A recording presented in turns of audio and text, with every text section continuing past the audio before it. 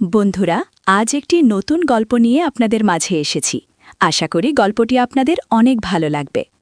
আমার ছেলে একই বেডরুমে থাকত। হঠাৎ একদিন মাঝরাতে মেয়ের কান্নার মতো শব্দ শুনে আমি অবাক হয়ে গেলাম। শব্দটা এতটা অস্বাভাবিক ছিল, যার কারণে আমার মনে এক অদ্ভুত উত্তেজনা তৈরি হলো।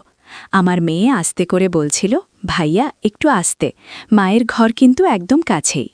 আর তাদের কথাবার্তা শুনে আমার মনে সন্দেহ তৈরি হয়েছিল।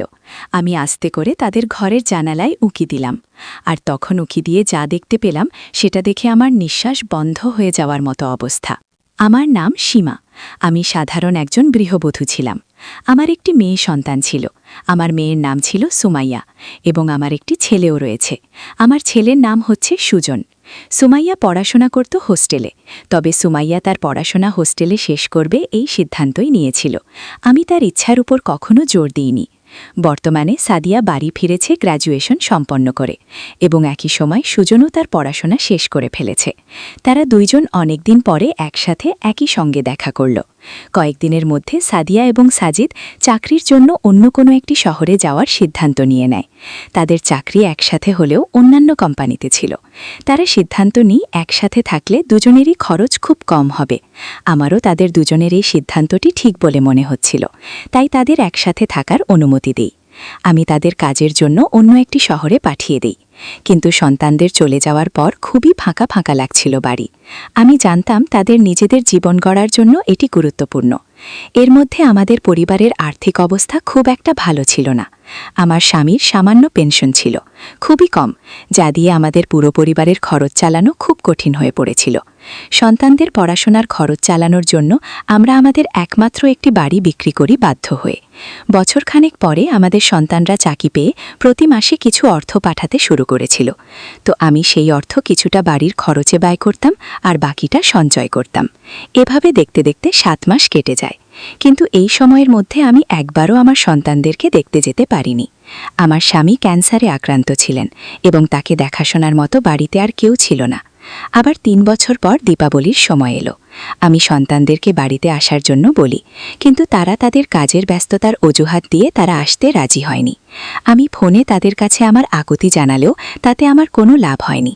তাই অবশেষে আমি নিজেই তাদের সাথে দেখা করার সিদ্ধান্ত নিই। অনেক দিন হলো তাদেরকে দেখি না তাই। তো একদিন আমি আমার এক ঘনিষ্ঠ বান্ধবীকে ডেকে আমি আমার স্বামীর যত্নের দায়িত্ব দিলাম, এবং সন্তানদের কাছে যাওয়ার জন্য আমি যাত্রা শুরু করলাম। ট্রেন স্টেশন থেকে আমি ভিডিও কল করে আমার মেয়ে এবং আমার ছেলেকে জানালাম যে আমি আসছি। আমার ছেলে সুজন আমি আসছি এ খবর শুনে সে বিমিত হয়। সে আমাকে বলল, মা, তোমাকে আসার দরকার নেই, 3 দিনের মধ্যে বাড়ি আমরা ফিরব। ছেলের কথা আমি তাকে প্রতিশ্রুতি দিলাম এবং বাড়িতে চলে আসলাম। তারপর 3 দিন পর খুব সকালে প্রথম ট্রেনে আমার সন্তানরা বাড়ি ফিরে এলো। তাদের দেখে আমার চোখে পানি চলে এলো। আমি তাদের দুজনকেই বুকে জড়িয়ে ধরলাম। আমার মনে হলো এটাই আমার জীবনের সবচেয়ে সুখ মুহূর্ত। আমি শাহিদ সাদিয়াকে দীর্ঘদিন ধরে একসঙ্গে দেখে খুব খুশি হয়েছিলাম, তবে সাদিয়ার মধ্যে বেশ কিছু শারীরিক পরিবর্তন লক্ষ্য করলাম। আমি দেখলাম যে গত 3 বছরে সাদিয়ার চেহারার অনেক পরিবর্তন এসেছে। যেদিন তারা বাড়ি ফিরে আসলো, আমি একটু লক্ষ্য করলাম যে তারা দুজনে একসাথে একটি ঘরে ঢুকে গেল। আমি ভেবেছিলাম সুমাইয়া হয়তো তার ব্যাগগুলো রেখে সেই ঘর থেকে বেরিয়ে আসবে, কিন্তু 3 ঘন্টা কেটে যাওয়ার পরও তারা সেই ঘর থেকে বের হয়নি।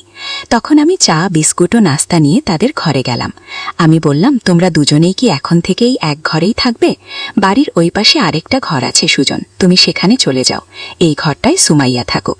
তখন সুজন বলল, না মা, আমি সুমাইয়াকে ছেড়ে অন্য ঘরে থাকতে পারবো না। আমরা গত 3 বছর ধরে একই ঘরে থাকার অভ্যাস করে ফেলেছি, এখানেও ঠিক এমনই থাকবো। তার কথা শুনে আমার একটু অস্বস্তি হলো। আমি সুমাইয়ার দিকে তাকিয়ে সুমাইয়াকে বললাম, সুমাইয়া, তুমি কিন্তু এখন আর ছোট নেই, আর তোমার ভাইও বড় হয়ে গেছে। একই ঘরে থাকা কি ঠিক হবে? যদি কখনো তোমার একা থাকার প্রয়োজন হয় তখন কিভাবে তুমি ম্যানেজ করবে? তখন সুমাইয়া উত্তর দিল, বলল, মা, আমরা যে শহরে কাজ করতাম তো সেখানকার ঘরের ফ্ল্যাটের ভাড়া অনেক বেশি ছিল, তাই আমরা গত 3 বছর ধরে একই ঘরে থেকেছি। যখন সেখানে আমরা দুজন থাকতে পেরেছি, তাহলে এখানে কেন আমরা থাকতে পারবো না? আমার ছেলে সুজন ও সুমাইয়া একসঙ্গে একটি ঘরে থাকতে চেয়েছিল। আমি তাদের সিদ্ধান্তে আপত্তি করিনি। তো সেদিন আমি সারাদিন ঘরের কাজেই ব্যস্ত ছিলাম। দুপুরে সুজনের পছন্দের খাবার তৈরি করলাম এবং রাতে সাদিয়ার পছন্দের খাবার তৈরি করলাম।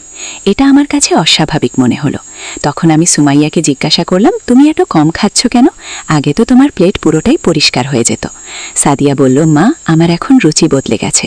মেসের সাধারণ খাবারের আমি প্রায় অভ্যস্ত হয়ে গেছি। তুমি খাওয়া থেকে মেয়েটা রান্না করো। তাদের দুজনের মধ্যে এই পরিবর্তন দেখে আমার মনে হচ্ছিল বাইরে থাকার অভিজ্ঞতা তাদের দুজনের আরও দায়িত্বশীল এবং পরিস্থিতি অনুযায়ী মানিয়ে নেওয়ার ক্ষমতা শিখিয়েছে। তবে আমি কিছুটা লক্ষ্য করছিলাম, আমার মেয়ে এবং ছেলে একে অপরের থেকে এক মুহূর্ত দূরে থাকতে পারছিল না। যেখানে সুমাইয়া থাকত ঠিক সুজন সেখানে চলে যেত। এক রাতে আমার স্বামী ঘুমিয়ে পড়ল। তারপর আমি তাদের ঘরে গেলাম। আমাদের এবং তাদের দুজনের ঘর ছিল পাশাপাশি।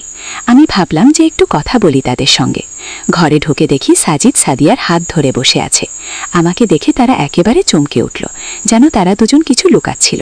আমি সেই সময় তাদের কিছু বলিনি এবং বিষয়টা এড়িয়ে গেলাম। কিন্তু পরের দিন সকালে একটি এমন ঘটনা ঘটল যা আমাকে খুব চিন্তায় ফেলে দিল। সকালের দিকে আমি তাদের ঘরের দিকে গেলাম। দেখলাম বিছানার চাদরটা শুকাতে দেওয়া হয়েছে। এত সকালে কে চাদর ধুতে পারে? অবাক না হয়ে আমি সুমাইয়াকে জিজ্ঞাসা না করে ঘরের দিকে এগোলাম। দেখি ঘরের দরজা বন্ধ করা। ঠিক তখনই পেছন থেকে সুজনের ডাক শুনলাম আমি। মা, নাস্তা কি বানিয়েছ? দরজার বাইরে এসে আমাকে প্রশ্ন করল সুজন। আমি তাকে জিজ্ঞাসা করলাম, এত সকালে কে তোমাদের ঘরের চাদর ধুয়েছে? কিসের জন্য ধুয়েছে? আমার প্রশ্ন শুনে একটু অস্বস্তিতে পড়ল সুজন। সুজনের চোখ বারবার সুমাইয়ার দিকে যাচ্ছিল। তখন সামনে এসে সুমাইয়া বলল, মা, চাদরে ধুলো জমেছিল, তাই চাদরটা আমি ধুয়েছি। বারবার হাঁচি আসছিল, এজন্য সকালে আমি ধুয়ে নিয়েছি। আমি বললাম, আমি সবকিছু পরিষ্কার করেছিলাম তোমাদের আসার আগে, চাদরে কিভাবে ধুলো আসবে? আমার প্রশ্ন শুনে সুমাইয়া একটু চিন্তায় পড়ল। তার মুখের অভিব্যক্তি বলে দিচ্ছিল সে কিছু লুকাচ্ছে। তখন সুজন বলল, মা, আমার খুব খিদে পেয়েছে। তুমি কি চাদর নিয়ে কথা বলছো আর আমি খেতে পারছি না? তুমি কি খাবার দেবে নাকি আমাকে বাইরে গিয়ে খেয়ে আসবো? এ কথা শুনে আমি আলোচনা বন্ধ করে নাস্তা বানাতে চলে গেলাম রান্নাঘরে। পরে কাজের ব্যস্ততার কারণে বিষয়টা ভুলে গেলাম। কিছুদিন ধরে লক্ষ্য করছিলাম আমার মেয়ে এবং ছেলের আচরণে বেশি পরিবর্তন এসেছে। সাদিয়া আগে আমার সঙ্গে অনেক গল্প করত, এখন বেশিরভাগ সময় নিজের ঘরে থাকে। সে আমার সামনে থাকতেই চায় না। সন্ধ্যায় খাবার খাওয়ার সময় সাদিয়া হঠাৎ শরীর খারাপ হয়ে গেল। খাওয়া শুরু করতে করতে সে থালার দিকে তাকিয়ে রইল এবং কিছুক্ষণের মধ্যেই বমি ভাব শুরু হলো।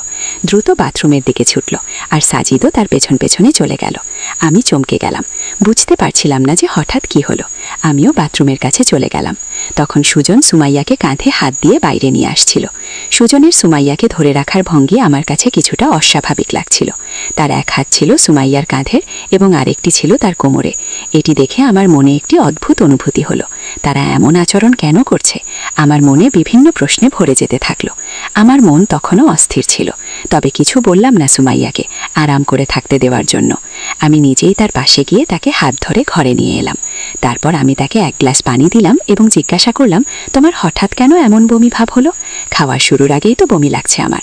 সুজন প্রশ্নের উত্তর দিল, সুমাইয়া ঘরে বসে তেল সরষলা দেওয়া চিপস খেয়েছে, তাই এখন তার এমন লাগছে। সাদিয়া সাজিদের কথায় সমর্থন করে বলল, হ্যাঁ মা, আমি চিপস খেয়েছি, এখন থেকে আমি আর এমন করব না। আমি জিজ্ঞাসা করলাম, এখন কেমন লাগছে? একটু খেয়ে নাও, তারপর তুমি বিশ্রাম করো। সুমাইয়া বলল, মা, আমি অনেক চিপস খেয়ে ফেলেছি এতক্ষণে, এখন আর খেতে ইচ্ছে করছে না, আমি ঘুমোতে যাচ্ছি। এটা বলেই সাদিয়া তাদের ঘরে চলে গেল। তার না খেয়ে ঘুমোতে যাওয়াটা আমাকে বেশ অস্বস্তিতে ফেলল। তাই রাতের খাবার শেষে আমি সুমাইয়ার জন্য এক গ্লাস দুধ নিয়ে গেলাম। রাত তখন প্রায় 12টা। দেখলাম তারা দুজনে ঘরের দরজা বন্ধ করে দিয়েছে। আমি দরজায় টোকা দিতেই দরজা খুলল সুজন। ঘরের ভেতরে তাকিয়ে দেখি যে সুমাইয়া ঘুমিয়ে আছে এবং সুজন তখনও জেগে আছে। সুমাইয়াকে গভীর ঘুমে দেখে তাকে আর ডাকলাম না। আমি দুধ রেখে আমি ফিরে আসতে চাইছিলাম, কিন্তু বেরোনোর সময় আমার শাড়ির আঁচল দরজার খুঁটিতে আটকে গেল। যখন সেটা খুলতে চেষ্টা করছিলাম আমি, তখন ভেতর থেকে সুমাইয়ার গলার শব্দ পেলাম। সে সুজনকে বলছিল, ভাইয়া, মা কি চলে গেল? সুমাইয়ার কথায় বোঝা গেল সে ঘুমানোর ভান করছিল। এই কথা শুনে আমি আবার দরজায় নক করলাম। সুজন দরজা খুলে জিজ্ঞাসা করল, মা, আবার কি হলো? আমি সোজা জিজ্ঞাসা করলাম, কি চলছে তোমাদের মধ্যে? সুমাইয়া কেন ভান করছিল ঘুমানোর?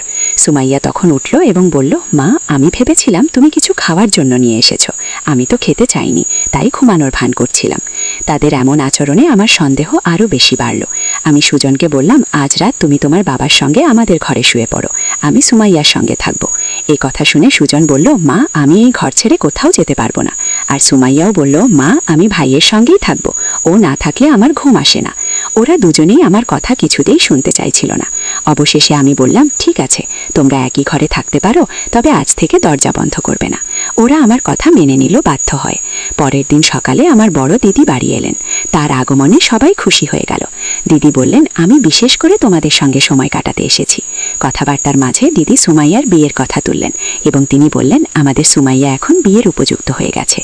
আমার বড় দিদি বললেন, সুমাইয়া এখন বড় হয়ে গেছে, ওর বিয়ের কথা এখন ভাবা উচিত। কথা বলার মাঝে তিনি নিজের সঙ্গে আনা কয়েকজন ছেলের ছবি বের করলেন। দিদি সুমাইয়াকে যখন ছবিগুলো দিলেন তখন সুজন তাড়াতাড়ি ছবিগুলো নিজের হাতে নিয়ে নিল। তারপরে গল্পটি এ পর্যন্তই। বন্ধুরা, এই গল্পটি আপনাদের কেমন লাগলো? যদি এই গল্পটা আপনাদের ভালো লেগে থাকে, অবশ্যই আমাদের এই ভিডিওটিতে একটি লাইক দিয়ে আমাদের চ্যানেলটি সাবস্ক্রাইব করবেন।